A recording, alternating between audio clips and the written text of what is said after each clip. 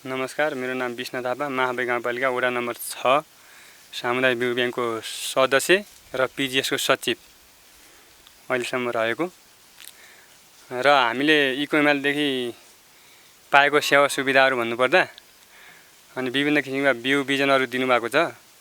अनि मलाई तपाईको उसमा बिउ ब्याङ्कको ट्रेनिङ पनि दिनुभएको, 4 दिन ट्रेनिङ पनि लिएको र अहिलेसम्म भन्नु तपाईको इकोइमालले हामीलाई दिएको बिउहरुमा अब जति दियो त्यति राम्रै छ भनौं, लगाइरहेका छौं, भएको पनि छ र त्यसमा गरेको मेहनत अनुसार आएकै छ भन्नुस्, परिश्रम फल दिएकै छ। अरु संघ संस्था र इकोइमालमा धेरै फरक छ सर, किनभने अरु संघ संस्थाहरु पनि धेरै आए पहिला, आउने समूह गर्ने, समूह गठन गराउने, फेरि नफर्किने, कहिले पनि नआउने, अब फेरि समूहलाई उताबाट फोन कन्ट्याक्ट पनि नगर्ने र हाम्रो इकोइमाल नेपाल भनेको अब यतै अफिसरहरु भएर हो, सायद बेला बेलामा आइरहनुहुन्छ, बेला बेलामा अब समूहहरुमा बस्नुहुन्छ, छलफल गर्नुहुन्छ, जानुहुन्छ र केही नयाँ कामकाजहरु पनि सिकाइ जानुहुन्छ। अरु संस्थाहरु त तपाईको आउने, समूह बनाउने, कहिल्यै पनि फेरि आएनन् सर। 6-7 महिनापछि कोही फर्किने हुन्, कोही फर्किदै नफर्किने गरेर गएका छन् हेर्नुस्। अब इकोइमालले विभिन्न किसिमका तपाईको चुलाहरु दियो, अनि तपाईको हरेक ट्रेनिङहरु पनि दिन्छ बेला बेलामा। अरु संस्थाले अहिलेसम्म ट्रेनिङ पनि दिएको छैन, आएका पनि छैनन् सर। आउन त आए, धेरै संस्था आए, आउने, समूह बनाउने, गइजाने गरेका छन् अहिलेसम्म। त्यति फरक छ। अब यो सामुदायिक बिउ ब्याङ्कको यहाँ सदस्य पनि हुनुहुँदो रहेछ र ट्रेनिङ पनि गर्नुभयो। यो सामुदायिक बिउ ब्याङ्क सम्बन्धी ट्रेनिङ पाइसकेपछि, जुन तालिम पाइसकेपछि यहाँले के कामहरू गर्नुभयो, त्यसपछि पहिला र अहिलेमा त्यो तालिम पाइसकेपछि के फरक छ, यसको बारेमा पनि थोरै जानकारी गराइदिनुस्। हामीले ट्रेनिङ लिइसकेपछि सर अब पहिला भन्दा धेरै फरक छ। अब पहिला ट्रेनिङ नलिँदाखेरि हामीले विभिन्न किसिमका विषादीहरू प्रयोग गरेर तरकारीहरू, खेतीबालीहरू गर्यौं। अब भनौं हाम्रो रैथाने बालीमा नि विषादीहरू मिसायौं।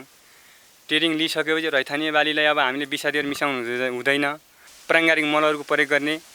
इकोइमालले तपाईको अब रैथाने बालीहरूको प्रयोग गर्ने र यो तपाईको बजारीकरणको बालीहरू नष्ट गर्ने, विषादी कम गर्ने, रैथानेमा धान बालीमा विषादी नमिसाउने भनेर ट्रेनिङ दिनुभयो।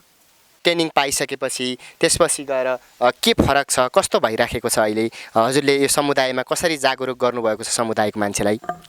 समुदायका मान्छे अहिलेसम्म पहिलाभन्दा जागरुक छन् सर। अहिले भनेको बेलामा ट्रेनिङमा आउँछन्, समूहमा बस्छन् र अहिले धेरैजसो ठाउँमा विषादी कम प्रयोग भइसकेको छ सर। हामी 2-3 ठाउँमा अब बस्यौं, मिटिङहरू राख्यौं।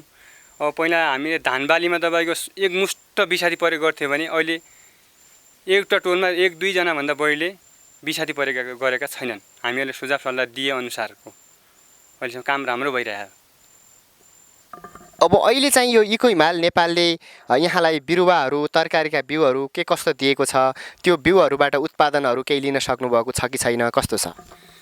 उहाँहरूले दिएको बिउहरूबाट उत्पादन लिएका छन्, गर्नेले त लिइरहेका छन्, लगाउनेहरूले, मेहनत गर्नेले, प्रयोग गर्ने मान्छेले आफूलाई बेच्ने नभए नि खानेसम्म बनाउनु भएको छ उहाँले दिए अनुसारको। तपाईँ इकोहिमाल नेपालसँग जोडिएपछि इकोहिमाल नेपालले बिउ बिजनहरू दिँदै गर्दाखेरि हजुरले चाहिँ केही आम्दानी, व्यक्तिगत रूपमा केही आम्दानी लिन सक्नुभएको छ कि छैन? मैले आम्दानी लिनको लागि सर मैले त अब आफ्नो घर परिवारलाई 12 मास तरकारीहरू खाने, हरियो सागसब्जीहरू खाने सम्मको गराएको छु। करेसाबारी यहीँ नजिकै छ, बनाइरहेको छु र पुसमाको महिनामा मैले बिना टन्नेलको अनि टमाटरहरू उहाँहरूले दिएको अनि तरकारीहरू लगाइरहेको छु, खाइरहेको छु, तर आफूलाई टन्न पुगिरहेको छ। यताउति माग्ने मान्छेलाई दिएको छु, तर फाइदा भन्दा बेच्ने यताउति मेरो भएको छैन, तर खाने चाहिँ सबैलाई पुगेको छ, टन्नै टोललाई पनि दिएको छु मैले खानको लागि। हस्, धेरै धेरै धन्यवाद छ। यहाँले व्यस्त समयका बावजुद हामीलाई समय दिनुभयो र आफ्नो कुराहरू राख्नुभयो, यहाँलाई धन्यवाद छ। हस् त, धन्यवाद छ।